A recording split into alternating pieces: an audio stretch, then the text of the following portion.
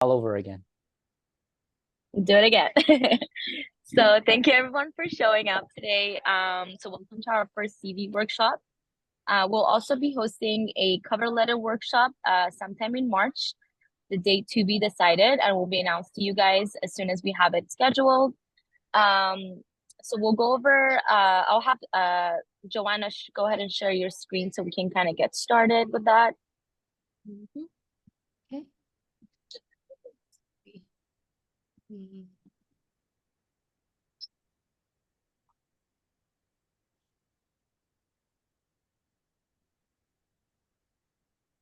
Okay.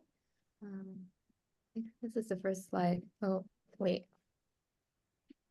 Um, Yeah, sorry. you can start there. It's fine, Joanna. Oh, okay. It's okay. Is my screen not sharing or? It was sharing. Oh, it's sharing before, yeah.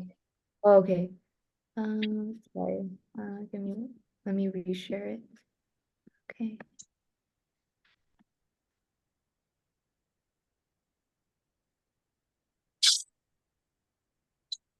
Okay. So yeah, as Kimia just mentioned, thank you all for coming. So we're gonna we have really we're so grateful for Dean Danny and it's gonna be amazing. So we're gonna have lots of interactive workshop with regards to that. Yeah, do you I don't should I share go to the next slide, Dean Danny, or Yeah, you can stop sharing if you like. And then I don't know, Sonia and Damola and Nathan, if you are in a place to share your camera. I don't know if you're in a place to do that or not. Cool. So Damola, I know you asked about you said you have a resume, but not or you're working on a CV. What's the difference between a resume and a CV? Nathan, Sonia, Damola. Go ahead, Damola. Is oh Oh no, I was just gonna say, like, based on what I know CVs are longer, so you have to put more details, but like I've used my resume for like applying to different things and it's more like concise of like the important things that you're applying for. But CV is like everything in my opinion. Sonia, Nathan, do you agree? That's what I think. I think resume is limited to one page, and then CV can be multiple pages, and then pretty much has everything. Yeah. Nate, Uh, Nate? I'm in agreement as well. I think this will be like a point of concern, maybe getting to my CV is like, I just took multiple different resumes and like combine them all into like one running list. But I realized in hindsight, okay, maybe I can like shorten a couple of things with each experience. But yeah. That's close. People do often refer to the length, but you're not exactly correct in terms of actual definition. What does CV stand for? Is it curriculum vitae? Yes, that is correct. So the difference between a resume and a CV, a resume, you're applying for a job. You're building your skill level. A curriculum vitae is your academic journey.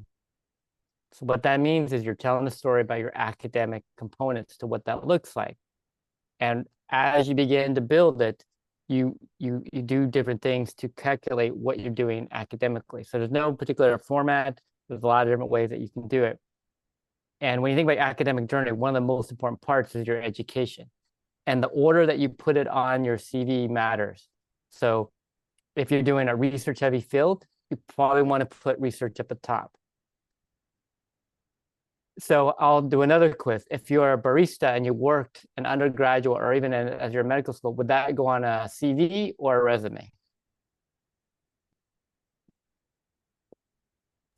Just the resume, because it wouldn't really align with your academic journey. Right. What happens if you did tutoring as an undergrad?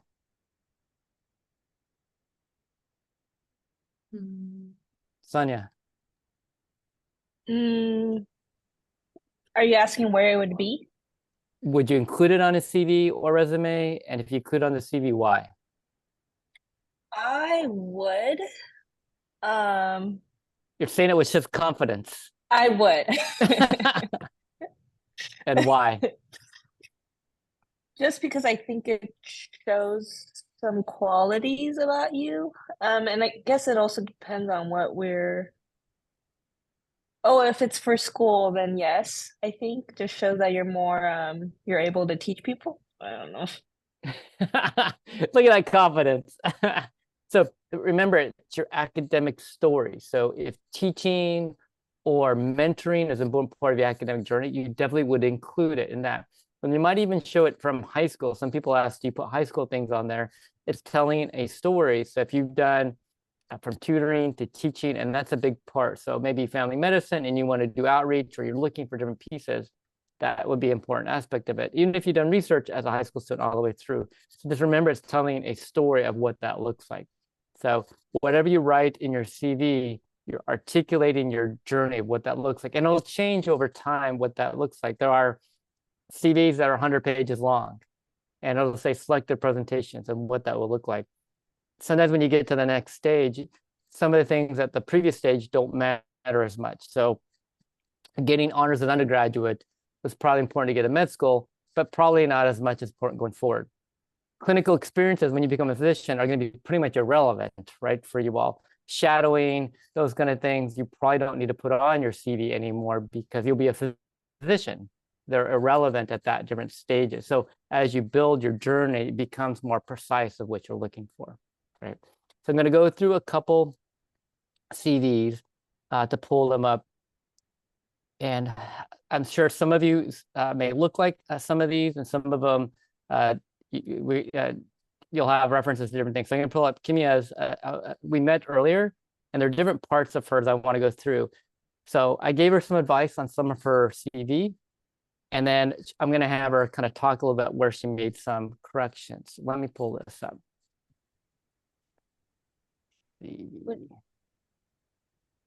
Oops.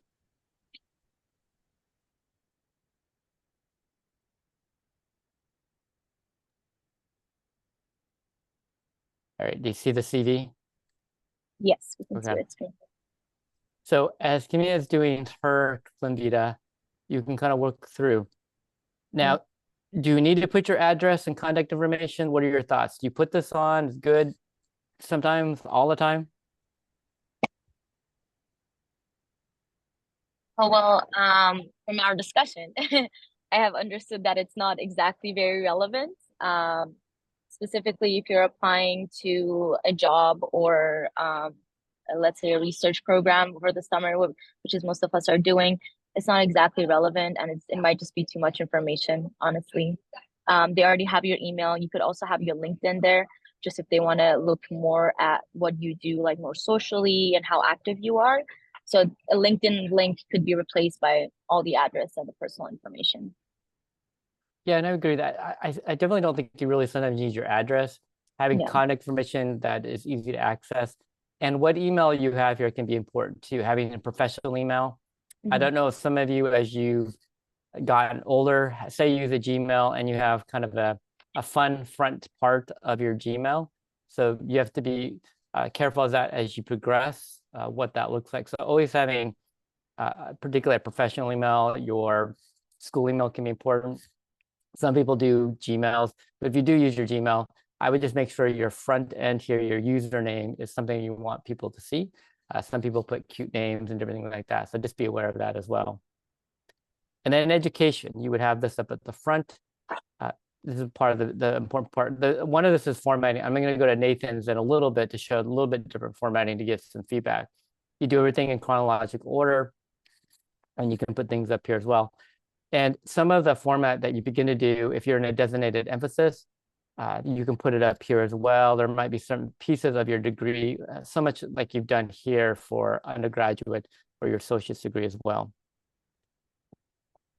So if you start to go down to elements, now for a CV, it's very odd to have honors and awards at the very beginning, because if you think about a curricular vita, you want to typically have research and different things at the very beginning of what that looks like. So you have to decide then how relevant these things are.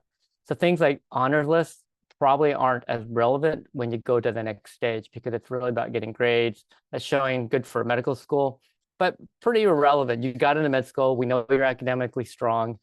Probably not as important. And as you get more awards, so just example, if you have a scholarship for $500 versus $10,000, you want to put more prestigious, and you start to put words up here like selected honors and awards. But as you're beginning it, you do want to list things. publications and presentations. I do like that she highlighted her name here and be able to list things. You want to put your most recent things first. Even though she has publications and presentations, you want to put your most recent one first. If you have multiple publications, you can begin to separate it out as you begin to do that. You could have publications. Say you have a grant, a publication, and a presentation. You could all cluster them together. As you get more of them, it looks odd when you only have one in one place, but you want to put them in chronological order. Research experience. These can be very important that you put in place. Now, what's really important is who you trained under. So if you think about training, I would probably remove the professionalism here. I would put what degree that they have. So if they're an MD, PhD, an EDD, a doctor of philosophy, whatever happens to be here, because in academic titles and degrees matter. So understanding who you trained under is really important. Are they assistant, associate, or full professor? Probably put the department here. And she put UCI here. So I would definitely make sure the name would be University of California, Irvine School of Medicine. So it's very clear where that is. Not everybody's from California that may read your CV, so they may not know what UCI is. So make sure you're spelling things out as well. And they want to know what role you played. So while this describes the research, it doesn't help me understand what role that Kimia had. Did she lead a project? Also very important for research are the techniques that you learned. And as you become a researcher, I learned the CRISPR, I learned these different techniques. So knowing the kind of being a researcher language can be an important part of listing things here as well. And then you see professional experiences. And this can be also more tailored to be more specific of what you want to tell a story for. So say you have a lot of things underneath here that you've done, and you might want to highlight, is it leadership? Is it teaching? Is it mentoring? It's the story that you want to tell. So use your headers strategically of how you want to list things and tell that particular story. Again, here looking at what kind of doctor they are, PhD, MD, DO, EDD, and it helps to understand who you trained under or worked under to go through there. And then you have volunteer and community service. This is where you can begin to tell a story. So I see this is really cool. She founded and vice president. It gets a little bit lost under here. I might lift this out as leadership or entrepreneurial, some language that distinguishes this from just being a member of an activity or something like that. So you want to begin telling the story through your categories. So I'm going to pause there, see if you have any questions, and then I have Kimia sort of share her updated version of things to see how it's changing. Any questions or comments or things I need to clarify? And Danny, we had I a actually question. had- Oh, go ahead. Sorry, go ahead, Oh, Sonia. sorry, I was Kimmy. gonna say, Actually, no, I was gonna read your question. Go ahead. I actually had two questions. The one for what if you primarily worked under a PhD student? Should I put the professors like that their research, or should I put my PhD student? So you have a postdoc, right? He's He's a postdoc. student. Yes, They have their PhD or they're getting their PhD, they're getting their PhD. but they still work under a PI. Yeah. So So should I it's put the PI? you still put the PI, and what you probably do in the description is that you worked under the direct mentorship of the physician, because the lab and everything's that's the name of the PI, that's the reputation. So they are the overall lab, even though that you trained under a PhD student.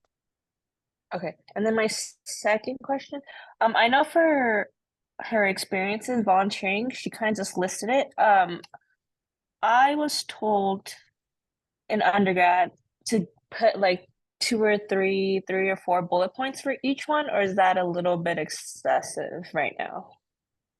It does help. So by section, so if it's a leadership piece, so a lot of people don't know what a student ambassador is. And I think even we change this to student and mission ambassador, so they know it's about a mission, and list of things that do that. So that's good advice.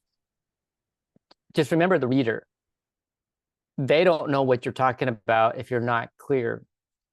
So if I look at student ambassador and I just see this, I have no idea what this means overall. So explaining what it is, but you want to tailor it to the topic that's here. So it could be a service, it could be leadership, mentoring, those kind of things that are there.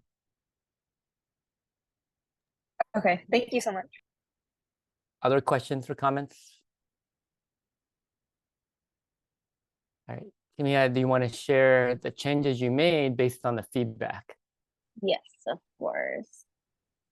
Okay, so first thing I want to mention before going over my resume, what Dean Danny and I spoke about when I was editing this with him was that it's really important you're telling a holistic story. Just like when we were applying to medical school and everyone was telling us that you need to be like, everything needs to flow, everything needs to make sense. They need to know what kind of a person you are. It's the same thing with the CV. So what Dean Danny mentioned to me, which was really helpful. So I'm interested in ophthalmology, as you guys know. So it was really important to highlight what my ophthalmology related experiences specifically for the thing that I was applying for. So I kind of had to tweak things around and make sure the more important things that I want them to see and highlight within my experiences come first in my CV before everything else.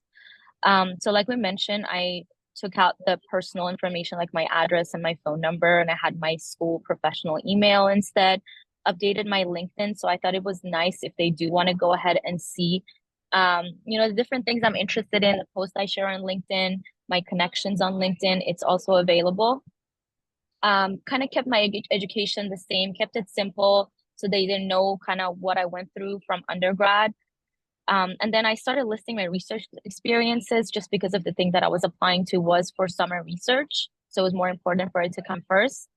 The things that we changed, like Danny was mentioning in my old version, was that instead of professor or doctor, I put their degree. So, the PI that I worked under had a PhD. The next thing was her title, which was assistant professor at this, and then what department. And I tried to keep that structure consistent within every single thing that I talked about. The next thing was that, so I explained what I did as in that position. So for example, like last time I would only have like one thing about a project that I did, but that wouldn't really show whether it was a project that I led, was it a project that I just took part in, what specific things I was involved in. So I added a little bit more pointers into it. If we just move Before you on. go on, Yeah, sorry. if you go to that one about, look at the fourth bullet. I think this is really important, what she wrote under research, because it talks about techniques as a researcher, what she learned, the techniques, content that you may learn. Now, may not be knowing this field. I don't know much what that is, but she's talking like a researcher when you're describing things, where that is. So like, oh, they understand that. Now, make sure when you put stuff in there, if somebody reads this and they say, well, tell me a little bit about brain response assessment. And if you should be prepared to talk about it. So if you list it, be comfortable talking about it. Don't overemphasize something. Hey, this is really cool. I'm going to put it in there. It'll make me stand out. And then they ask you like, well, I only did it one time. I don't really remember. So just be sure that you're comfortable talking about things that are there, particularly as you list things. Mm-hmm. Yeah, so we had to take a couple of things out because I thought I was more comfortable with them than I actually was. So again, same drill here. So I'm just, consistency is really important. I also collaborated with another lab, was at UCI working as an undergrad researcher. So I thought just because this other lab, the principal investigator was a pretty important person at UCI. So I thought it would be important to mention that I did work with him also. So again, I mentioned, his title, and what I worked with him on specifically. And again, because it was research, I started listing all the research techniques that I learned in this lab. So for example, single cell RNA sequencing, like I did late bud embryo dissections, light sheet microscopy. So these were the little skills that I wanted them to know that I had. So I was just kind of throwing it under my research rather than having like a separate skill section. Again, same thing again here. And then because it was ophthalmology related, I specifically put ophthalmology experiences instead of clinical experiences, just to highlight that I've been interested in this for a while. So again, the most recent one first with what I'm doing at RFC, just again, trying to highlight that I'm taking leadership, in my pointers. Same thing here, just kind of, sorry, just gonna move these things around. Same thing here, just kind of going in sequence. From the group, how does it feel? Can you see the difference? And does it, you're seeing how it's telling a story differently? So Damola, do you see just how it visibly and how it tells a much different story. Yeah, especially like compared to before, like the first one you showed, like it's really giving me a whole idea of like what you've done, and it's a lot. So I was like, it's nice. And you would hire as an ophthalmologist now, right? Yeah, I was like, you have experience already, so you're ready to go. Well, no, you really sort of strengthening your communication of your experiences.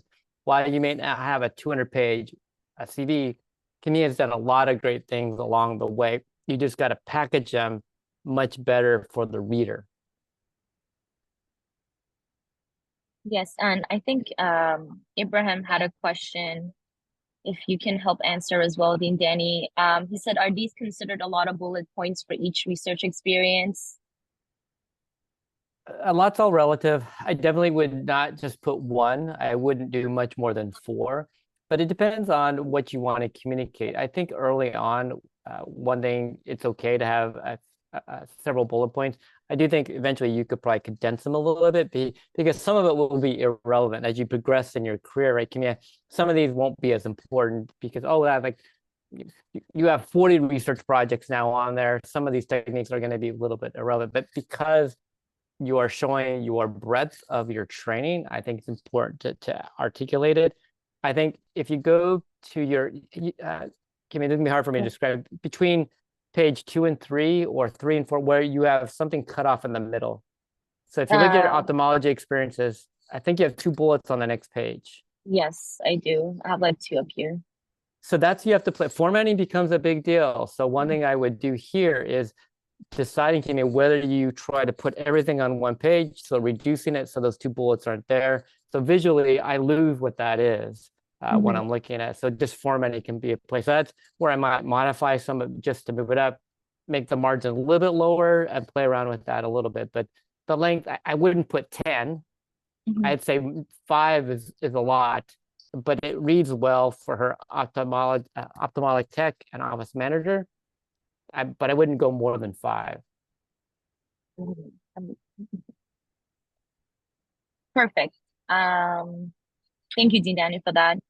Yeah, so I think I had like a 7 or 8 bullet points personally when I was trying to add everything. And then after talking to Dean Danny, I realized that not everyone's gonna understand every single thing, and I don't need to explain every single thing that I did. It's just the most important things that I want them to pick up from my experiences. And then I guess the next thing was that I specified the leadership experiences, just like how Dean Danny said, I had like a bunch of volunteer and community service work, which were actually leadership experiences. And I think I was missing out on the opportunity of showing them that I've taken on a lot of different projects. And one thing we talked about was that first bullet under admission ambassador. Yes. So as you guys see under the first bullet, I did say like it was a selective process that I participated in and that it was competitive. It wasn't like something that, like they accepted everyone into. That just highlights that like I was participating in like almost like a competitive selective process, right? So it's important to highlight that rather than, every single medical student that applied to got into the program. Well, and not that any of you have done this, you create a new student group and you're president, and there's like a membership of 3. Yeah. This gives a sense that this was a competitive process that she had to compete. It wasn't something that was just added to the resume or CV that bolsters or adds limits. It really is something that somebody else evaluated her credentials and selected her for this particular position, which is important. Yes, so I also like have memberships coming up, which I'll show you guys. So the ones that were actually actively participating in, I made sure I wrote it as bullet points and I explained what I did, specifically the leadership. And in regards to the memberships that I had, professional memberships, just because I wasn't an active leader, but especially with the ARVO, which was ophthalmology related, and Young MD that I'm part of, I thought it was also important to show that I'm actively trying to learn more by just being like, a passive member of these professional groups. My publications and presentations, I personally felt like they were not that impressive, so I moved them to the bottom because I wanted them to see my experiences first before anything else. And again, I moved the more recent ones to the top, even though those are presentations. My publication kind of got lost in a way, but they're just like more cohesive now. And Kimia, what I Um, would give you feedback, I would certainly put them before your professional affiliations, because almost anybody can sign up for professional affiliations. You have to Mhm. work to do the, and I would definitely put them higher than your professional affiliations. Thank you. For that. And in regards to the honors and awards, I moved them to the bottom just because some of these are, sorry, these two are related to research. So I wanted to show that I was actually getting like grants or like funds for the research I was doing on my undergrad. I forgot to take this one out, but I was planning on taking all the honors list out, the dean's honors list. Like Dean Danny said, like you've made it to medical school, you don't need to prove that you're good with academia anymore in that regards. So it doesn't make that much of a difference. And we added interest in languages just to make me a more holistic person when they're looking at it, that I'm not all about, academia. So we added fluent in Farsi because I'm bilingual. But what was really important that I never thought about was that how well do I know Farsi and how well can I speak it, speak, write, or read it? And also, can I translate it in a scientific manner? Like Danny was asking me, if they give me a scientific paper, can I actually translate that to Farsi? And personally, that caught me off guard because I couldn't, and I thought I was a native speaker. So it's important to, like Dean Danny was saying, not to overestimate your skills. Be a little bit more humble about it, because if they do end up questioning you, you want to be able to actually impress them. But I did have some medical language training, just translating at my job for my patients, our Farsi speakers. So I thought it was important to mention that. And I just added a little bit of hobbies. Like, I don't know if you guys have seen, I have like a social media, what I do pre-med mentorship, and I do some Persian dances at like, Nowruz events, like Persian New Year events. So I just thought I'll add it in there for some interesting facts about me. And the interest in Ibrahim, language are important to show that you are not just doing academics, that you're well-rounded. Just be intentional about what you write there. Put that things that are added. I think language are always a great thing to add to your resume. Just know I've seen it actually in residency interviews. Some people say they put a language and they'll have somebody who speaks that language and start speaking it in the middle of the interview to make sure you can actually speak that language. Because I've seen somebody say, well, I'm fluent in Spanish. And so somebody starts speaking Spanish and they're like, I'm not that fluent. well, I'm hoping no one's going to speak Farsi in my interviews, but Ibrahim, did you have a question? Sorry. I do. Can you scroll a little bit up for the publication and presentation? So, Dintan, do you recommend splitting like publication and presentation? And for example, if you have like abstracts or you have manuscripts, would you recommend also splitting those? So there will be 3 sections. First, like manuscripts or peer reviewed, second, abstract, third, presentation. And for example, the abstract, of course, you're going to present it. So will you list it again at the presentation section? So it depends how many you have. Actually, Kimia had it in a separate section because it was only one. It looked odd only having one publication. So I think as she gets more, I think I would certainly separate it out. Same thing with different elements. You may want to highlight if it's a manuscript, what those might be. So it's up to you, Braham, in terms of what you want to do. It's the look to it. It looks lonely when you only have one underneath it. That's one of my main suggestions. So as you get more of them, to put them in there, and maybe you would put publications and manuscripts together, just because they're a higher level and more difficult to get to that stage, and then put presentations that are there. The other thing that you have to be careful about is things that have been submitted. So typically those aren't included on here because anybody can submit. I can submit anything to anywhere, and it doesn't mean that it's accepted. So, however, can you go up to your research? What sometimes people do in the research section, if you have things in the work, like you're preparing a manuscript, so sometimes in the bullet or in the section, you can include, I am generating 2 manuscripts on X, Y, and Z. So sometimes you can show your productivity through scholarship, but you have not submitted it and they've not been accepted. So that way it shows you that some of you will be just beginning your research and maybe you're starting to write an article, so you could list it there, but it would be unethical to list something that appears to look published, but not. The only time you have to say it's published if it's in press. Otherwise, you put in review, submitted. but people don't take a lot of value in submission. So I like to put it much more under the research section because then it shows you productive in that particular area. And then in terms of duplication, if it's the same thing, you can try to put it in the same publication. So if you go down to your publications and you have that publication 2018, so sometimes you can list it in there as both a article and an abstract under the same component of your publication. So it's not so, so it doesn't look like you're double dipping that particular element. And sometimes you don't need it, right? An abstract versus an article. At that point, you probably don't need the abstract anymore. If it's a published article, it's less relevant. Like I meant to say like abstract and presentation. So it's the same thing. Like you would say next to the abstract that was published or presented at this conference, and that will be it.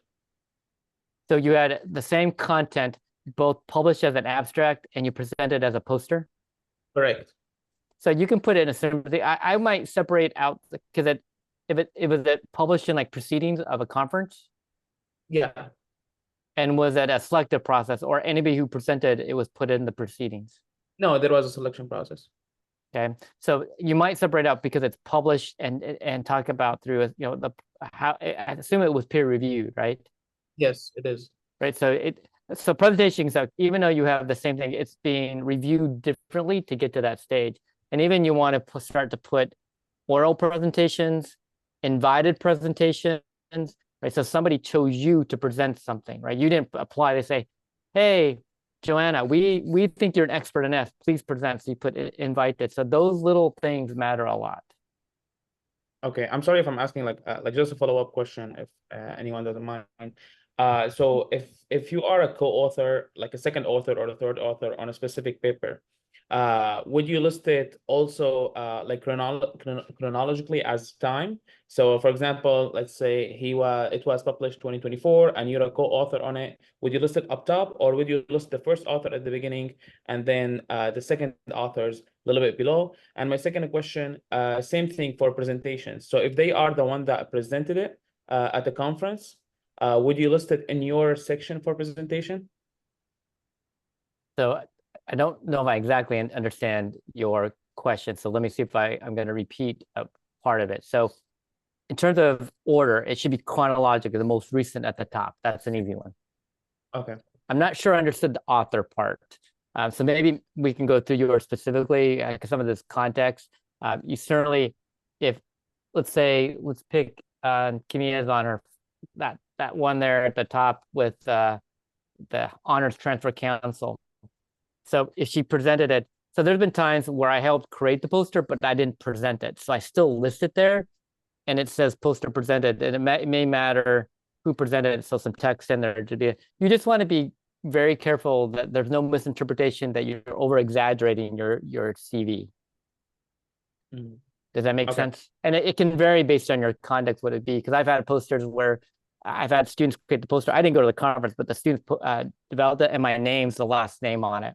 And people know that in medicine in particular, between the first and last names and on authors. Does everybody understand the order? No? Yes? Like, so the last one is usually the PI and the first one is like the first author, and in between, like whoever contributed. Yeah, so the two important authors are the last author that tends to be the most senior expert that's there.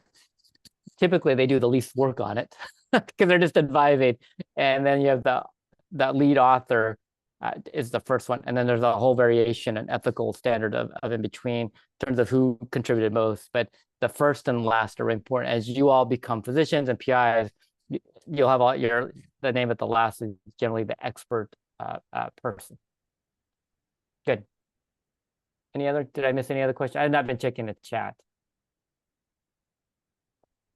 Also, I think Ibrahim mentioned one question in the end. Like, let's say you write a paper with like 2 other people, and then that paper gets accepted to a conference for a presentation, but you're not the one presenting it. That doesn't count for you, right? It's just like you had that paper with them. But would you say the paper was like accepted in that conference or something? Still accepted to the conference as a poster presentation. You may not say presented it. So the language will be even important because it's still important it got accepted. But sometimes cost is prohibitive that I think sometimes where there's some suspicion, and you'll see this at all stages of professional, where they take the same presentation and shop it around. They do the same presentation at 5 different conferences. So if you do that, I certainly would pick the most important one. I mean, you could put all of them, but we know that's part of the game. You do that. I mean, I do it too. But you put the one that you feel most important because you're getting a lot of mileage out of that particular presentation. So it depends on the length. You know, when you have 30 presentations, it might not even be relevant, the most important one, because you probably want to eventually get it published. My default, just be honest. You can't go wrong with being accurate and honest of what things are there. So you can just say, author accepted but didn't present. And I'm gonna pick on, oh, go ahead, one more. Give me Oh, sorry. I know Damola had a question where I got the template. I can send you the template. I got it like 5, 6 years ago off of a LinkedIn post, but I can share it with you in the email when I send it out. That'll be amazing. And, Thank you. and what I like about hers is I can scan it fairly quick. And if I just did, I look at the categories and pick things that I'm interested. That's why the categories matter. We know we all are busy and you scan things. And Joanna, I'm going to pick on you now. If you want to pull yours up and share yours and kind of changes you made along the way. Okay, mine's not as streamlined as Kimia's, but I will share mine as well. And then just remember, for everybody, everything's in progress. So I think Joanna and I met yesterday. I gave her some feedback. So it's all evolving. And this is where I know medical students, compare yourself. You always compare yourself to everybody else. So remember, it's telling your story, your experiences, and it can vary of what that looks like. And the length doesn't matter per se, but I know for Kimia, because ophthalmology is so much more competitive, research heavy, ophthalmologists will have 200-page resumes. That's not uncommon. Plastic surgeons have that. Mine's only about 14 pages at this point because I'm in education. So it varies based on discipline. So be careful how you compare what is good and not. yeah, and I'm into internal medicine, so definitely not into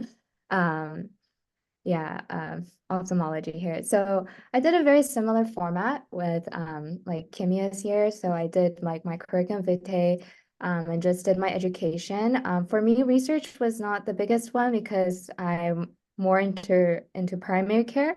And so I just started with my education and then my professional experiences currently. So I just highlighted the ones that I felt were more like prevalent with regards to my medical school experiences, like to the present. And so that was why I just focused on here with regards to professional, with admissions, ambassador, and my employment with regards to before med school, which I still felt kind of told a story. So going back on what Dean Danny was talking about of how it's important of how each experience comes into play of what does it tell about who you are as a person.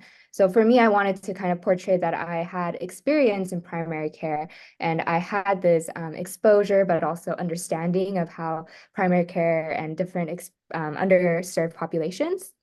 And the title was also important. So how I labeled it, in this case, this was the one before, and I'll show the one after I edited after meeting with Dean Danny. So in this case, I did put employment experiences, but the title also is like very, very important.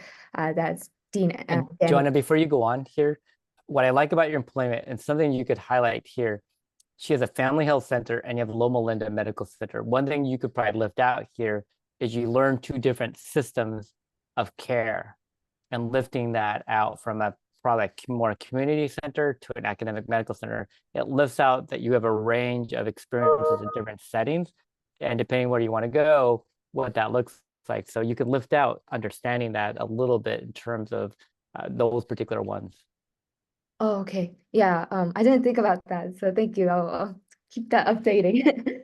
And then for community service, I put with regards to what I was currently doing with regards to free clinic, but also like my prior experiences that I felt that would also again tell that story of who I am as a person, what I value, for which for me was more global. And then I did research here. It was more for like for me, just I did some research and to show that I had experience.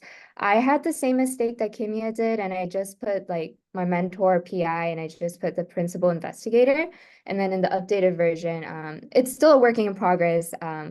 I just made changes after yesterday with regards to like continuously. So yeah, and then I just put my affiliations just with like how with like electives with Oblamos and HLP. So for me, I just wanted to like highlight before like what I did present as a medical student and again. And then Joanna, as you did yours, one thing I want to know is could you pull yours up, or either the new one? It's fine as you do the one. I want to talk a little bit about formatting when you either your new one or your old one. I don't think it matters. Oh yes. See how I personally find hers easier to read with the dates. So if your dates and understanding, it's just easier to see the dates on hers than Kimia's. So you have to figure out what format which you want to list out. At some point, the dates maybe not as important, but that's where you have to think about the formatting, the right adjust, the left adjust. So how it visually looks matters how it reads. So I think you just have to decide what format works. You know, having research all capitalized so it sticks out, where the bold fits, so visually you can pull out different names. So the format does matter. Just find your own style.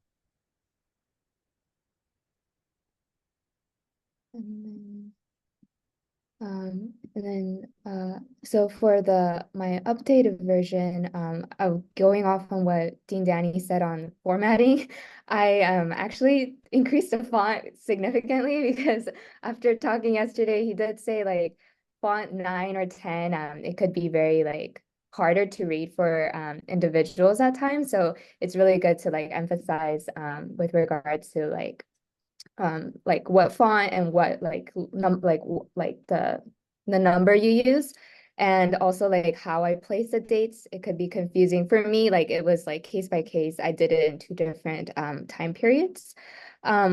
After talking with Dean Danny, I also updated with regards to how I included my undergraduate experiences as well, because I felt that it wasn't as relevant before, but then going back on what I want to portray to someone reading my CV. And so that was why here I included, other than the prior one, I did not include my leadership experience, but this time I did. So even though it was like, undergrad, and I'm like, it's not as relevant maybe, but it's still showing like my experience as a leader and how it's like helping me foster my current growth as a professional rep or even as a medical student at UCR. And so that was why I included things. And even a community service for a community hospital, I thought like maybe it's not relevant, but still, again, kind of telling that story again, being able to kind of portray that of who I am and what I value. And then also with regards to the research, I did revise that. So I did the degree, the assistant professor, the department. I also updated like the link of where I like could do easy access for the reader who wants to, like the eScholar, just find papers. So, and also kind of, I here added selected poster presentation.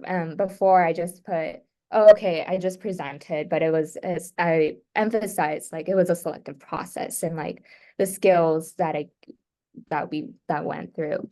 And then I put in languages and I also put my awards as well. It was and then I put my interests. Not it's still work in progress, so please don't.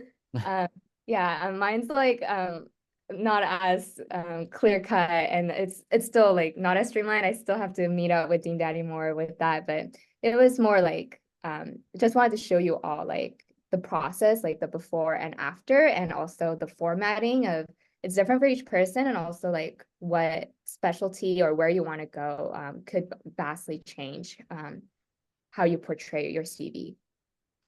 And the main thing is it takes a lot of work to keep it up to date.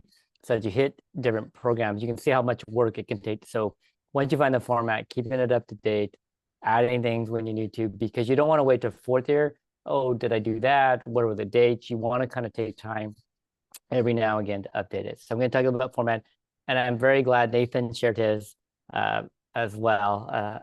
So let me share.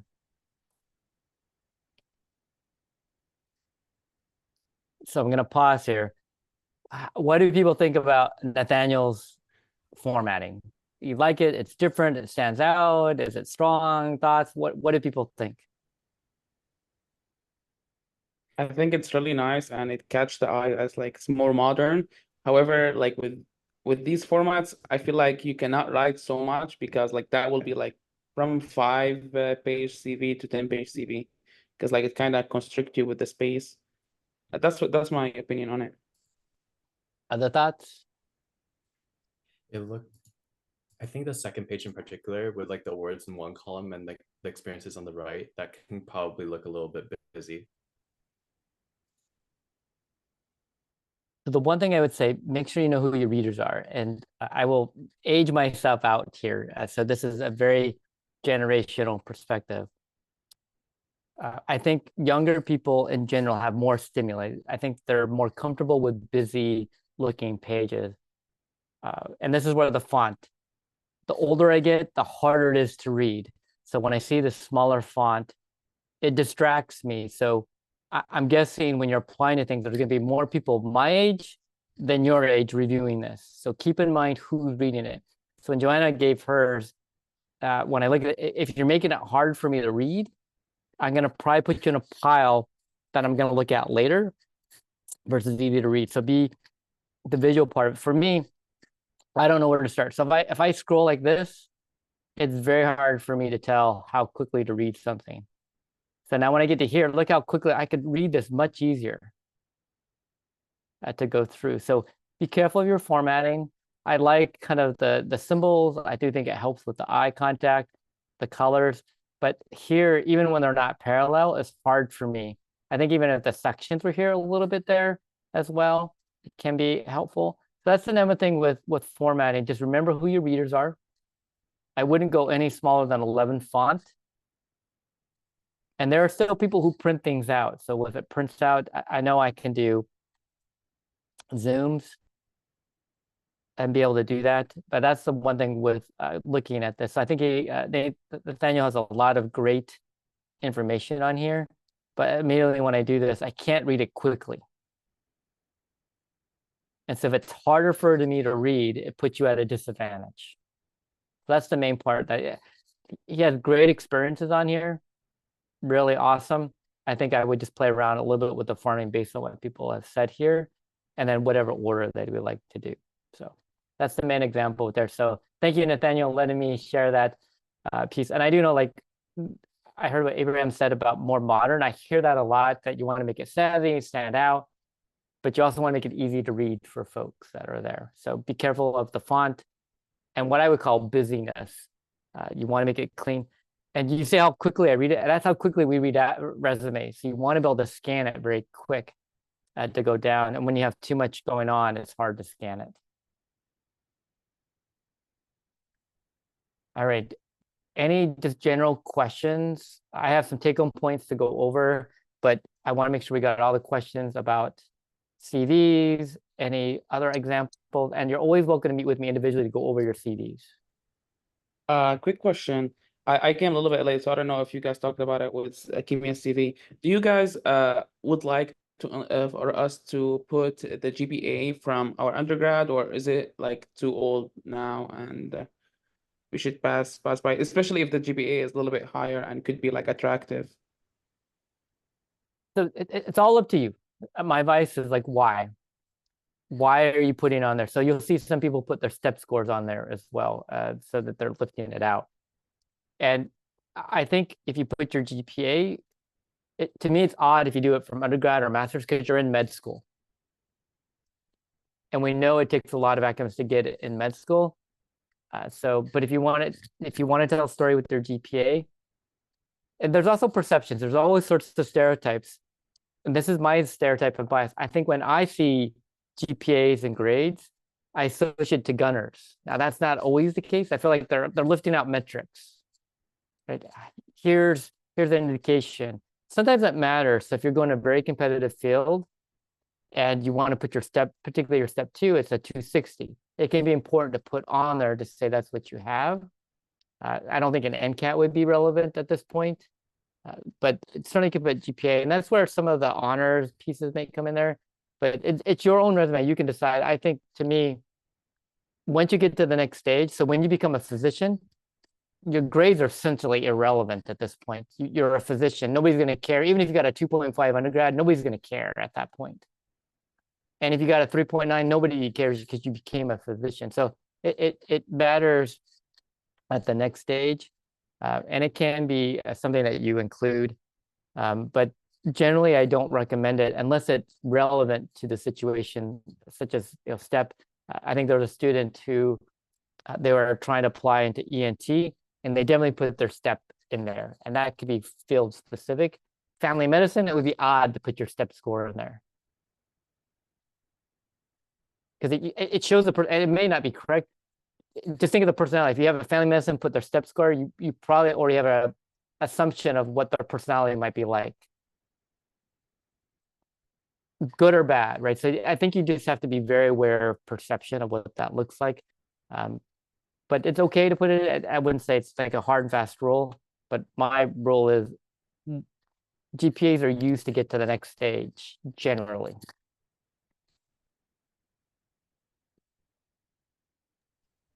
Sometimes it can help if you have like an international baccalaureate or something international. They may not understand it. It could be something where you travel and to put that in there. So it just be intentional of why. I'm putting the GPA in there to tell this story, rather than to say, I'm just going to put it in there. Any other questions?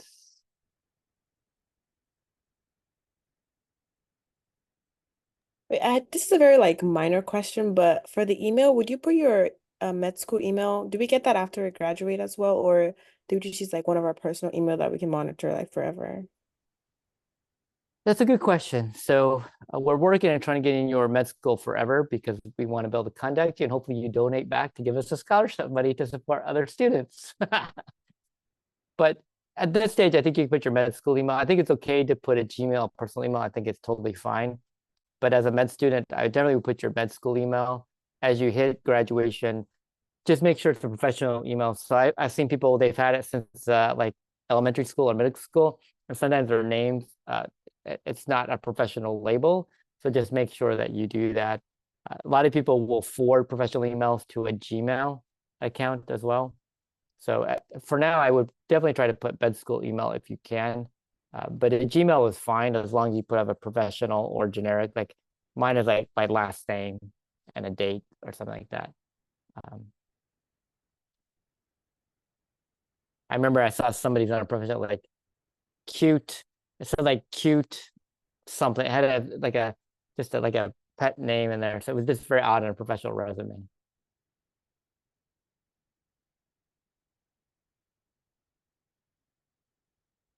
Anything else? So how we presented today, I'd love some feedback from you generally. Was it helpful? We try to be very practical rather than just, here's a presentation. Did you find the format easy or too unstructured?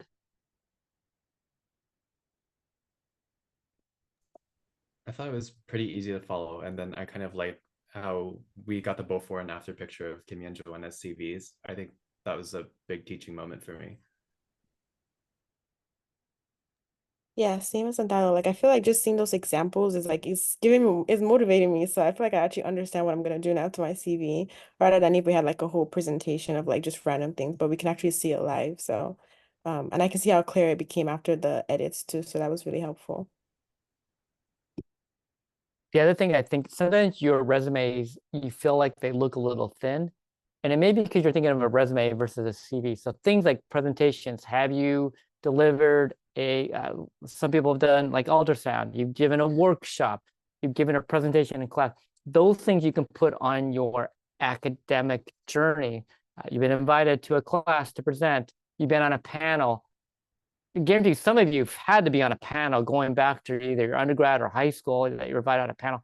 That's important. You were invited for your expertise. Though that's a part of an academic journey. So some of yours, you don't have to do differently jobs. So I think those are important that you're invited back to share your journey. And those are typically very good to put on there. And as you get through your career, some of them aren't as important. So doing a workshop within a class, not so important because now you're teaching 14 different classes and you're a block director, those kind of things. So those small things don't matter quite as much, but in early in your career, those are important. So I'm sure some of you have done that as well.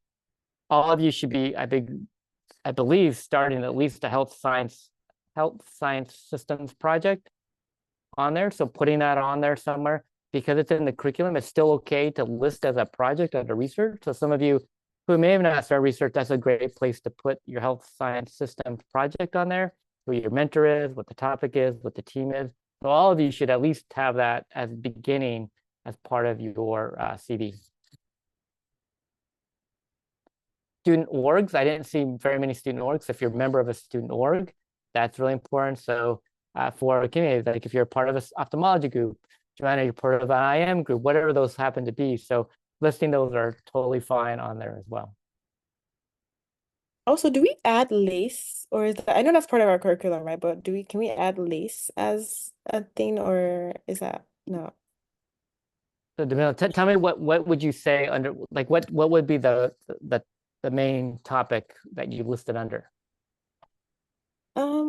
I mean, I guess since we're already in medical school, it's kind of expected. So, but yeah, like clinical experience. Is it just because we're medical students, it's like expected, so it's nothing different? But I don't think all medical schools do it. So it depends. You could put it under clinical experience and explain what that is, where you are. It is part of the curriculum. Some people add it at the top where there's a LACE experience that's there. So it's your CV. You can tell whatever it is. Sometimes you're duplicating a little bit with your degree, but not all our degrees are the same. That's why I say some people put the designated emphases up there, so that people that are there, that you can list that from Hablamos to community health. LACE, I'm trying to think of what you would write underneath. You could put your preceptor, the experiences that you have. I think longitudinal nature of it.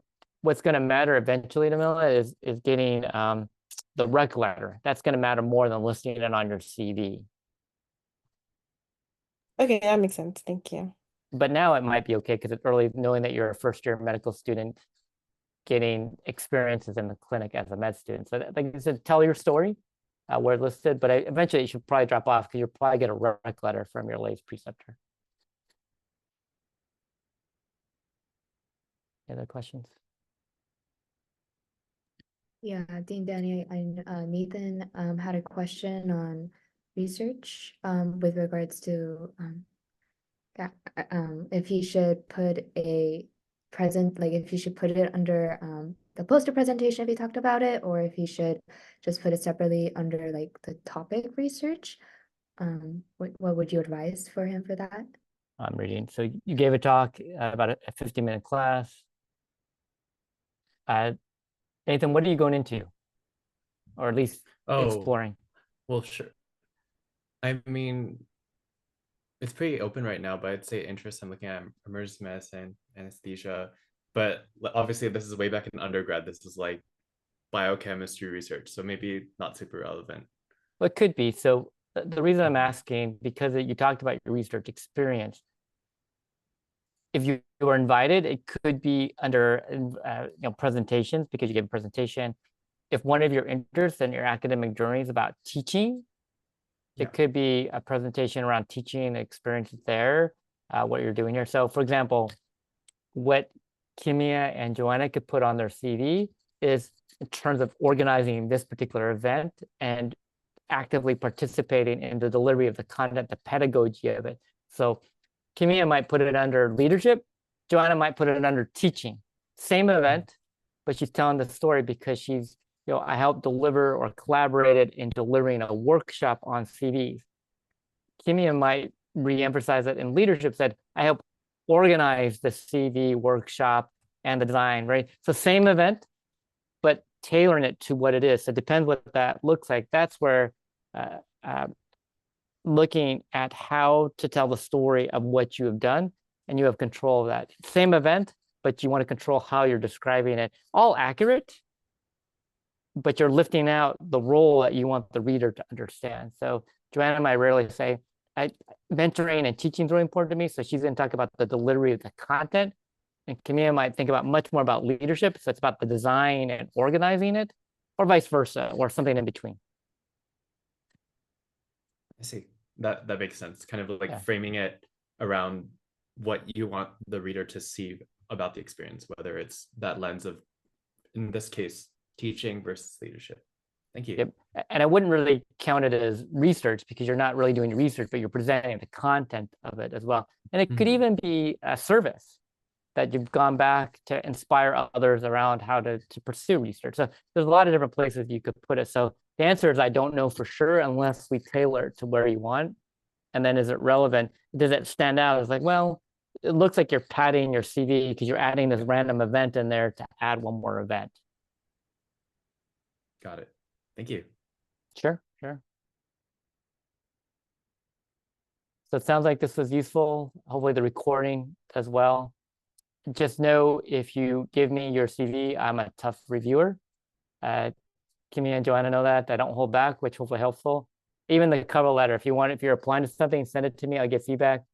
Kimmy knows in particular. I try to say how it is. Yeah, Kimmy, look like you're going to say something. Oh no, I'm sorry. I was just gonna say, yeah, I mean, it was very helpful. It's very efficient. So I like good critics. You know, you kind of got to the point. I knew what I had to do and I had to make the changes. So I really appreciate it. And I know, like, I personally didn't know about this. We can schedule one-on-one appointments with Danny, just like you mentioned. I sent it in the email that I sent out to you guys this week about the reminder of the workshop. I can send it again when I go ahead and send the recording to the class. Not to overwhelm you, Dean Danny, but I just want to let everyone know about this amazing resource that we actually have access to, and not all of us knew about it. So yeah, happy to review it. As long as you give me a deadline Yeah. when you need it, I'll let you know whether I can get to it. Sometimes I can do it by email. Sometimes it's hard by email because I want to talk through it a little bit. But then main advice for Kimmy that I gave her, make sure you're answering the prompts. If you can walk through, did you answer the prompts when you're writing a cover letter? What a lot of medical students do, I think because it's mostly what you've done before, is you try to replicate your medical school essay. And the one thing you want to do in some of these things, they don't need to know you're interested in medicine. You're in med school. You're now trying to articulate what you're interested in med school, which is a different question. So you have to say, no, this is why I get interested in medicine. Well, of course, you're in med school.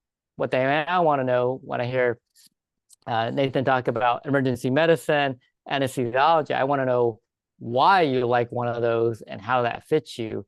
And the difference, between shift work, maybe it's pain management, working kind of research and anesthesiology, works with different groups, understanding what that looks like. So that's where you're beginning to refine a little bit of how you articulate your interest. Dean Danny, do you prefer sending the CV when we book the appointment and then we can talk about it after you review it, or would we review it through the meeting? Either way, if we're going to meet, what I did with Kimmy and Joanna, they had it ready. We look at it just like we did now. I went through top to bottom. If you feel like you want me to look at it before and give you comments, I can do that. Sometimes I can say, I can comment on, sometimes I save it and then do notes on the side. So then you can make edits and then bring it in, as long as you give me enough time to do that and say, I made these edits or changing. So I'll leave you up to you how you communicate. More prep, the better. As long as I know, do you want me to review it before? Otherwise, we'll do it in the moment. I'm usually pretty efficient when we do it in the moment too. Thank you so much for your time. Sure. And Let's put the final slide. I just want to hit home some take-home points from a pedagogical standpoint to just make sure I'm covering it for those watching it. So just to remind everybody, it's your story. Be intentional about your section titles, what you're doing. I think we've hopefully hit that several times. Your section, whatever your section matters, what's most important to you, it will matter by different fields. Formatting, make sure it's easy to read for the population you're sending it to. The research listings, as we mentioned, who you trained under is very important, from the type of technique that you learned, the research that you've had, the level of training that they've had as well. Avoid some non-academic experience. And what I mean by non-academic, you can talk about what that might or may not be. As long as it contributes to your academic journey, I think it's fine. But anything non-academic, from sort of side jobs. You know, if you're a residency advisor and you did that as an undergrad, may not fit, but it could be leadership, right? Showing your leadership and responsibility. So you have to determine what those academic, non-academic pieces are. Sometimes they're hard and fast rule about undergrad and high school as you progress. My advice is it's not a yes, no. If it tells a story, I think it's important. I know there was a graduating student last year who their mentor from, they were that mentor since 9th grade in high school. So they listed all the way through. They worked with that faculty member as an undergrad and all the way as a physician. And now they're colleagues, right? She's now a physician in a similar place. So that longitudinal was really important. She didn't have a lot on hers in terms of research, but she had almost 10 years of research in the same lab at different levels of responsibility. So that was more powerful than having 20 research experiences. I like the hobbies and interests. Show that you're well-rounded. You have other hobbies outside of academics. Definitely include additional languages you speak, and then levels of proficiency in different areas, speaking, writing, reading. And then if you have some technical training as well, I think that's important to include. So hopefully that helps you get started improving your CV.